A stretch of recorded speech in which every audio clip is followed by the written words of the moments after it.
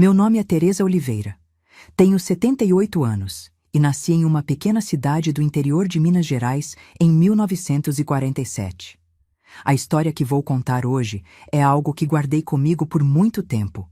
Algo que quase tirou minha vida, mas que eventualmente me fez renascer.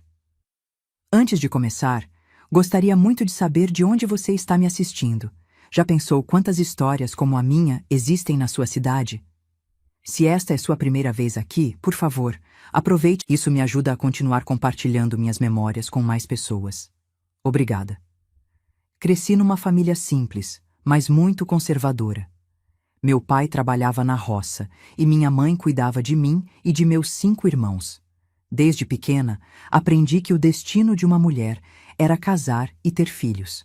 Esse era o sonho que nos ensinavam a ter. Em 1964, quando eu tinha 17 anos, conheci o Augusto durante uma festa da igreja. Ele era alto, forte, trabalhava numa oficina mecânica da cidade e tinha 26 anos. Para uma menina como eu, criada praticamente dentro de casa, aquele homem confiante, com emprego estável e que frequentava da igreja, pareceu um príncipe encantado. Augusto me cortejou por apenas 3 meses antes de pedir minha mão em casamento. Meu pai ficou feliz, afinal, era um a menos para alimentar, e Augusto tinha boa reputação na cidade.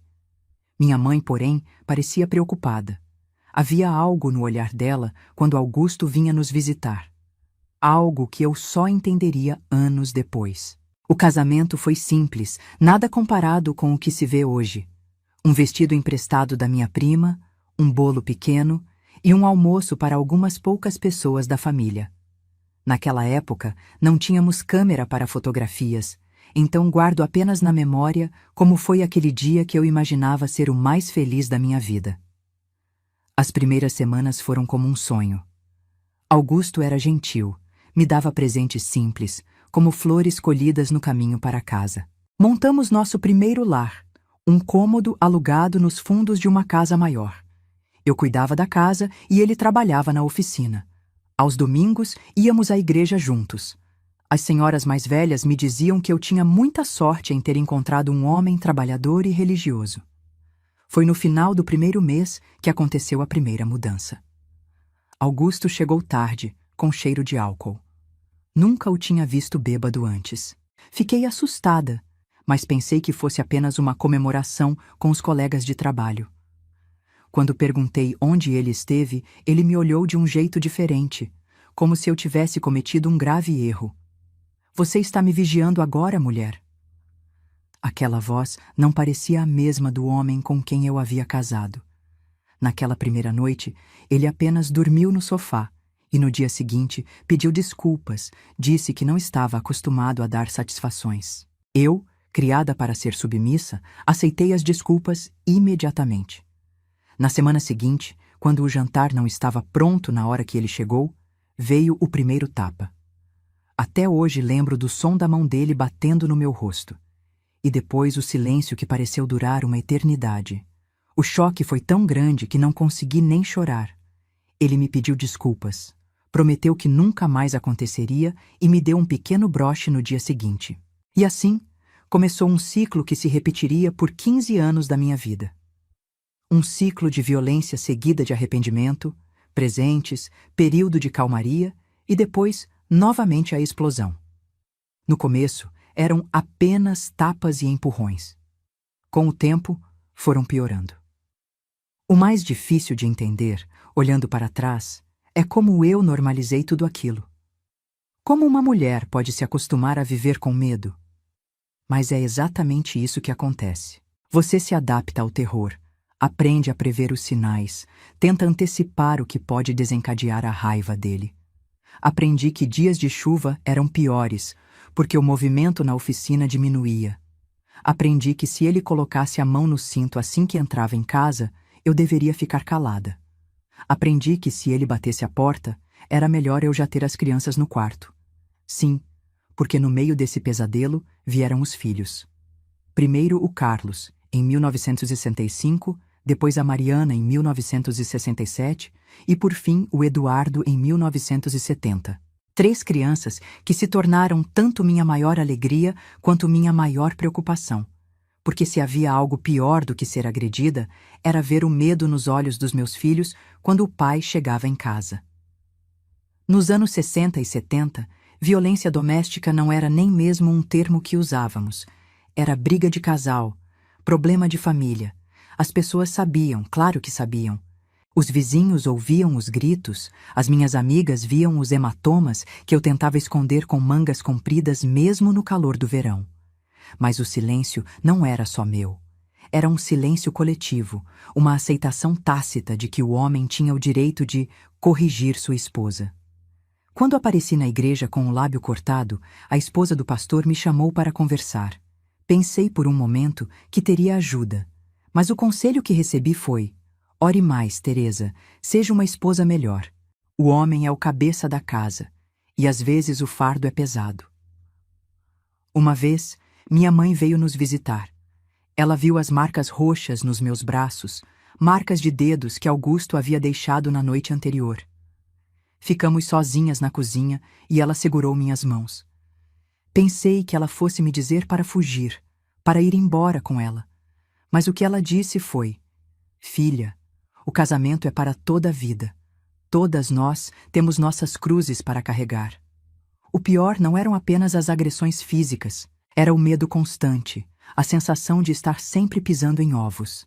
Era olhar para o relógio e sentir o coração acelerar, porque sabia que ele estava para chegar. Era o isolamento gradual. Augusto não gostava que eu tivesse amigas.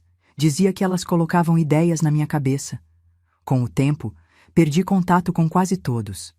Minha vida se resumia à casa, à igreja aos domingos, sob o olhar vigilante dele, e às crianças. Ah, as crianças. Se não fosse por elas, não sei se teria aguentado. Carlos, meu mais velho, começou a ficar parecido com o pai à medida que crescia. Não na personalidade, graças a Deus, mas na aparência física.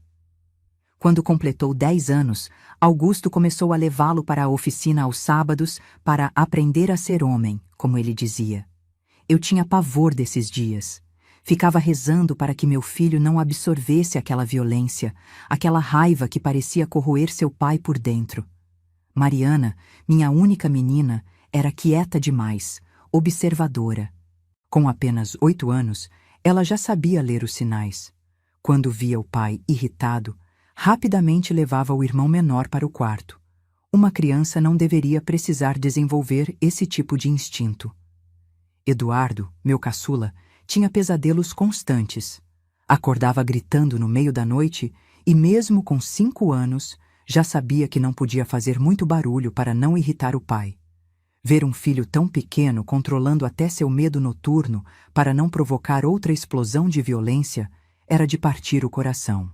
Um dia, em 1975, aconteceu algo que mudou tudo. Foi um domingo aparentemente normal. Voltávamos da igreja e Augusto estava de bom humor. No caminho para casa, encontramos Dona Clélia, uma senhora que dava aulas de costura. Ela comentou que eu tinha mãos boas para o trabalho e sugeriu que eu fizesse o curso dela. Para minha surpresa, Augusto achou uma boa ideia. Acho que na cabeça dele significava uma economia com roupas. Ele disse: "Pode fazer, mas só se não atrapalhar suas obrigações em casa." Foi como uma pequena janela se abrindo em um quarto escuro. As aulas de costura se tornaram meu refúgio. 2 horas, 2 vezes por semana, em que eu podia simplesmente ser eu mesma. Dona Clélia era uma mulher à frente de seu tempo. Viúva desde jovem, criou 3 filhos sozinha com seu trabalho de costureira. Ela tinha uma força que eu admirava profundamente. Pouco a pouco, comecei a fazer pequenos trabalhos. Um remendo aqui, uma barra ali. Com o tempo, aprendi a fazer peças inteiras. O dinheiro que ganhava era pouco, mas era meu. Guardava em uma lata de biscoitos, escondida no fundo de uma gaveta de roupas. Augusto não sabia, e eu tremia só de pensar no que aconteceria se ele descobrisse. Foi nessa época que conheci outras mulheres durante as aulas. Mulheres com histórias parecidas com a minha, algumas até piores. Lembro especialmente da Lourdes, com quem fiz amizade. Ela também vivia um casamento violento, mas falava de um jeito diferente. Isso não é normal, Teresa, ela me dizia. Não é certo um homem bater em sua mulher, não importa o que digam na igreja ou em qualquer lugar. Aquelas palavras eram como sementes plantadas em minha mente. Sementes perigosas que eu tentava ignorar, mas que começavam a germinar silenciosamente. Quando olho para trás, para aquele dia de março de 1979, ainda sinto um arrepio. Não era um dia especial. Era uma quinta-feira comum. Eu estava voltando da aula de costura. Tinha feito um vestido simples para a filha de uma vizinha e recebido por isso. O dinheiro estava guardado na minha bolsa e eu planejava colocá-lo com o restante das minhas economias assim que chegasse em casa. Carlos estava com 14 anos, Mariana com 12 e Eduardo com 9. As crianças estavam na escola quando cheguei. A casa estava vazia e silenciosa, exatamente como eu gostava. Aproveitei para esconder o dinheiro e então comecei a preparar o jantar. Não sei exatamente o que aconteceu naquele dia com Augusto. Talvez tenha sido um dia ruim na oficina. Talvez algum cliente não tenha pago. Ou talvez fosse apenas o demônio da bebida, que tinha se tornado cada vez mais frequente em nossa casa. O que sei é que ele chegou muito mais cedo que o normal, e instantaneamente percebi que algo estava errado. Sua expressão era de fúria contida. Entrou sem falar nada. Jogou sua marmita na pia e foi direto para o nosso quarto. Continuei cortando os legumes para a sopa, tentando controlar o tremor nas mãos. Foi quando ouvi um barulho vindo do quarto, seguido de um grito que gelou meu sangue. Teresa, vem aqui agora! Quando entrei no quarto, vi minha lata de biscoitos aberta sobre a cama e todo o dinheiro que eu havia economizado durante meses espalhado. Augusto segurava um vestido infantil que eu havia feito para vender, mas ainda não tinha entregue. O que é isso? Você está escondendo dinheiro de mim? Fazendo roupas pelas minhas costas? Tentei explicar. Disse que era apenas um extra para ajudar nas despesas da casa. Foi a coisa errada a dizer. Ele jogou o vestido no chão e veio em minha direção. Você está insinuando que não consigo sustentar minha família? Que tipo de homem você acha que eu sou? O primeiro golpe acertou meu rosto com tanta força que caí contra a parede. Antes que pudesse me recuperar, senti suas mãos em meu pescoço. Lembro de pensar nas crianças, que logo chegariam da escola. Lembro de ver o crucifixo na parede acima da nossa cama, enquanto lutava para respirar. Foi então que ouvi a porta da frente abrir. As crianças tinham chegado mais cedo. Ouvi a voz de Carlos chamando: Mãe, pai, estamos em casa. Augusto afrouxou as mãos, mas antes de me soltar completamente, sussurrou entre os dentes: Se falar alguma coisa para eles, juro que será a última vez. Consegui me recompor o suficiente para sair do quarto. Meu rosto já começava a inchar e meu pescoço ardia. Mariana me olhou com aqueles olhos que viam demais para sua idade. Carlos entendeu imediatamente o que havia acontecido e ficou rígido. Eduardo, sempre sensível, correu para me abraçar, mas parou a meio caminho quando Augusto saiu do quarto atrás de mim. O resto daquela noite foi um borrão de tensão e silêncio. As crianças comeram rapidamente e se recolheram. Augusto bebeu mais, sentado na sala. Eu fiquei na cozinha, lavando louça repetidamente, tentando dar sentido ao que havia acontecido. Quando finalmente fui para a cama, muito depois de Augusto ter adormecido, olhei para o teto no escuro e percebi algo terrível. Se continuasse ali, um dia ele me mataria. Talvez não intencionalmente, talvez em um acesso de raiva descontrolada. Mas aconteceria. E o que seria das minhas crianças então?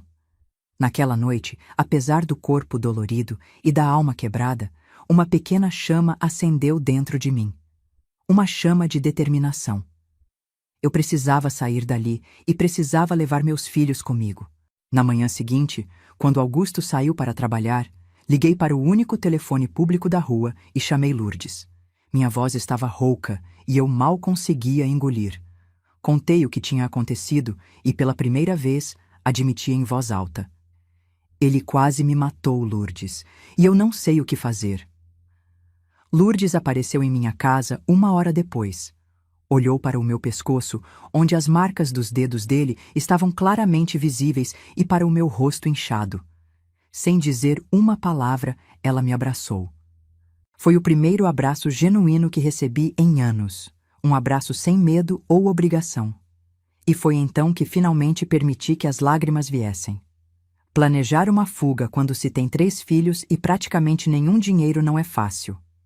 Ainda mais nos anos 70, quando não existiam abrigos para mulheres, não havia delegacia especializada, e a própria polícia muitas vezes dizia que, em briga de marido e mulher, ninguém mete a colher. Mas eu tinha Lourdes. E, através dela, conheci Dona Eulália, uma professora aposentada que tinha uma pequena casa em uma cidade a 150 quilômetros de distância. Ela ofereceu abrigo para mim e para as crianças por quanto tempo fosse necessário. Durante 3 semanas, preparei tudo em segredo. Cada dia era um exercício de coragem e medo. Costurei roupas para vender e guardei cada centavo. Preparei uma mala pequena com o essencial para mim e para as crianças, que escondi no fundo do guarda-roupa. Reuni nossos documentos, que Augusto guardava em uma gaveta trancada. Consegui a chave quando ele estava bêbado demais para perceber. O mais difícil foi falar com as crianças. Carlos, já quase um homem, entendeu imediatamente e quis partir naquele mesmo dia. Mariana ficou quieta, como sempre, mas assentiu com uma sabedoria além de seus anos. Eduardo foi o mais difícil. Mas e o papai? Ele perguntou, e meu coração se partiu um pouco mais. A data escolhida foi 17 de abril de 1979, uma terça-feira. Augusto tinha um compromisso na igreja, uma reunião de homens onde sempre bebia demais. Era a nossa chance. Naquela manhã, me despedi dele como em qualquer outro dia. Dei-lhe o café, preparei sua marmita, desejei um bom dia. Ele nem sequer me olhou nos olhos. Raramente o fazia desde o incidente da lata de biscoitos. As crianças foram para a escola normalmente, mas com instruções para voltarem mais cedo. Às 2 da tarde, Lourdes chegou com um carro emprestado de seu cunhado. As crianças já estavam em casa, ansiosas e assustadas. Nossa mala já estava no hall de entrada. Olhei uma última vez para aquela casa onde vivi por 15 anos. Não sentia tristeza, apenas um vazio enorme. Quando entramos no carro, Carlos segurou minha mão. "Vai dar tudo certo, mãe", ele disse. E pela primeira vez em muito tempo, acreditei que poderia ser verdade. A viagem durou quase 3 horas por estradas de terra. Eduardo dormiu no meu colo. Mariana ficou olhando pela janela. E Carlos permaneceu vigilante, como se esperasse que o pai surgisse a qualquer momento para nos levar de volta. Quando chegamos à casa de Dona Eulália, já era noite. Ela nos recebeu com uma sopa quente e camas arrumadas. Naquela primeira noite, dormi abraçada aos meus 3 filhos em uma cama de casal. Foi o sono mais profundo que tive em anos, apesar do medo e da incerteza. O que eu não sabia era que nossa fuga não seria o fim, mas apenas o começo de outra luta. 3 dias depois, Augusto nos encontrou. Até hoje não sei como. Talvez alguém da igreja tenha contado. Talvez tenha ameaçado Lourdes até ela falar. O que sei é que acordei com batidas violentas na porta e a voz dele gritando meu nome. Dona Eulália, aquela senhora de aparência frágil, se revelou uma fortaleza. Enquanto nos escondia nos fundos da casa, ela enfrentou Augusto. "Não há ninguém com esse nome aqui", ela disse calmamente. "E se o senhor não se retirar, chamarei a polícia." Augusto não acreditou, é claro. Tentou forçar a entrada, mas 2 vizinhos apareceram, atraídos pelo barulho.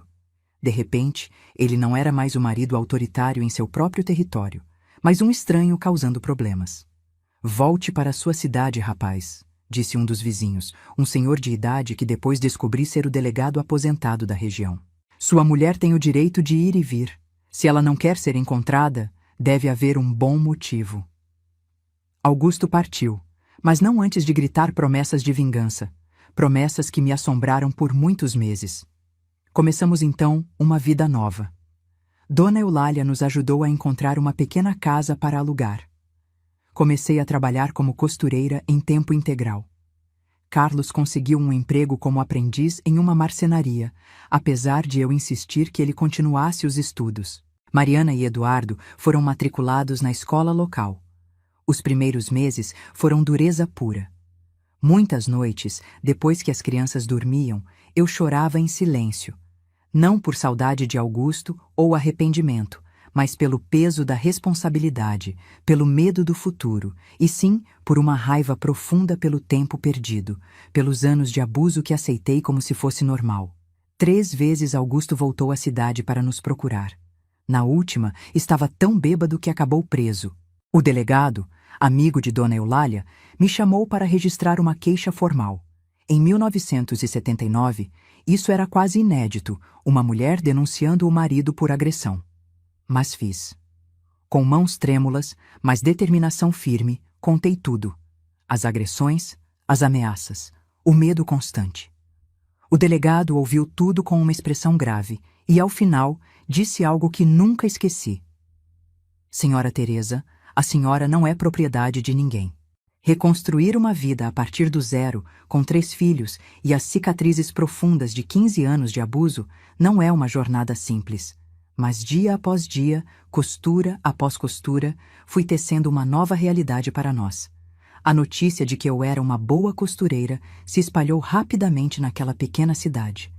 Logo, tinha mais encomendas do que conseguia dar conta. Contratei 2 ajudantes, mulheres que, como eu, estavam recomeçando depois de relacionamentos difíceis. Alugamos um espaço maior e o que era apenas uma forma de sobrevivência se transformou em um pequeno ateliê. Carlos decidiu voltar a estudar à noite, enquanto trabalhava durante o dia. Mariana, que sempre foi quieta, floresceu naquele novo ambiente. Descobriu o talento para o desenho e começou a criar modelos para as roupas que fazíamos.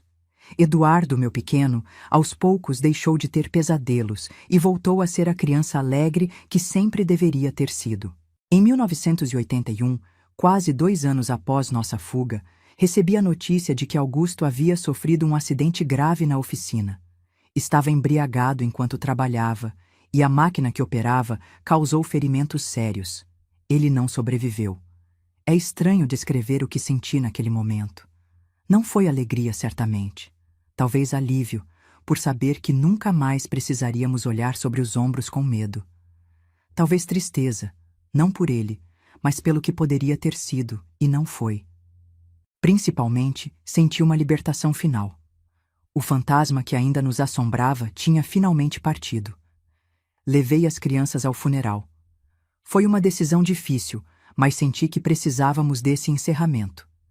Carlos, já com 16 anos, permaneceu sério e forte ao meu lado. Mariana chorou silenciosamente. Eduardo segurou minha mão durante toda a cerimônia, como se fosse ele quem estivesse me consolando.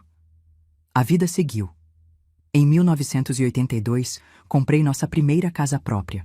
Era pequena, mas tinha um jardim onde plantei rosas, algo que sempre quis ter.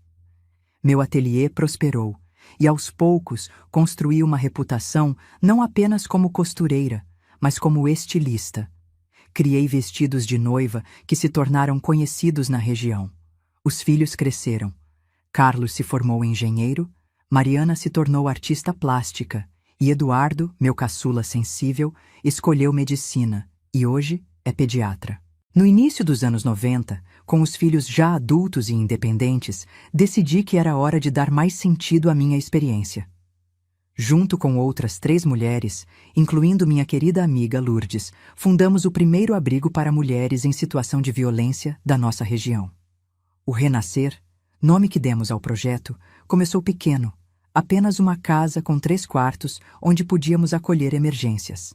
Hoje, 30 anos depois, é um complexo com abrigo, creche para os filhos das mulheres acolhidas e um centro de formação profissional onde ensinamos vários ofícios, incluindo, é claro, costura.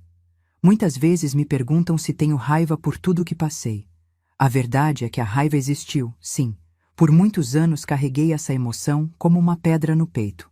Raiva de Augusto, raiva da sociedade que normalizava o abuso, raiva de mim mesma por ter suportado tanto. Mas raiva é um fardo pesado demais para carregar por toda a vida. Com o tempo, com a ajuda de terapia, algo que só pude acessar já com mais de 50 anos, aprendi a transformar essa raiva em propósito. Hoje, aos 78 anos, olho para trás e vejo que aquela menina de 17 anos, que se casou cheia de sonhos ingênuos, percorreu um longo caminho. Vejo minhas cicatrizes, físicas e emocionais, não como marcas de derrota, mas como testemunhos de superação. Tenho 6 netos maravilhosos. As meninas estão sendo criadas para serem fortes e independentes. Os meninos estão aprendendo que respeito e gentileza são as verdadeiras marcas de um homem. Sempre falo para as mulheres que acolhemos no renascer. O silêncio quase me matou, mas encontrar minha voz me salvou. Mesmo quando parece impossível, mesmo quando o medo paralisante nos impede de enxergar saídas, elas existem. Se você está assistindo isso e vive uma situação semelhante, quero que saiba. Você não está sozinha. O que você vive não é normal, não é aceitável e definitivamente não é sua culpa. Há pessoas dispostas a ajudar, assim como Lourdes e Dona Eulália me ajudaram. E se você conhece alguém que pode estar passando por isso, não feche os olhos. Um olhar atento, uma palavra de apoio, uma mão estendida na hora certa, podem literalmente salvar uma vida. Demorei muito para entender que merecia uma vida sem medo, que eu e meus filhos merecíamos paz. Não espere 15 anos como eu esperei.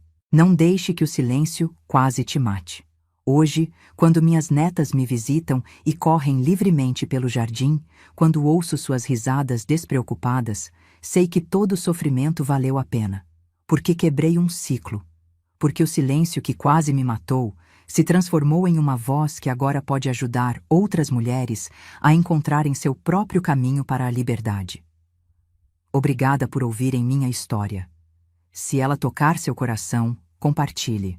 Porque em algum lugar, talvez bem perto de você, há uma mulher presa em seu próprio silêncio, esperando ouvir que existe um caminho para fora desse pesadelo.